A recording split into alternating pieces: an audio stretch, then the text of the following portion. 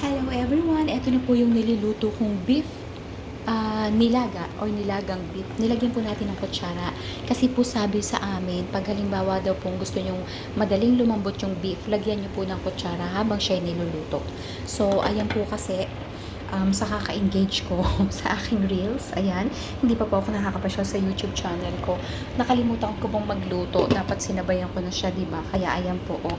Gutom na po ako. Kumakalam na po yung sikmura natin. Kasi po kanina nung tumawag ako sa aking hubby, ang sarap-sarap ng pagkain. Alam niyo po yung sibatche or patani sa atin. Ayun po yung food. Sabi ko, hindi ba kayo nagmalagkit kasi di po ba mahal na araw ngayon? Dapat ka ako nagmalagkit or nagsinukmani sila. Nagutom po ako. Sabi ko, dear, ano ba lutong maganda sa beef? Sabi niya, beef steak na lang. Sabi ko, gusto kong humigop ng sabaw. So, ayan, nilaga ko na lang po siya. So, update ko po mamaya kayo pag naluto na. Happy watching. Good Friday po sa ating lahat. Let's just keep praying and ask help from our Lord. Happy watching everyone.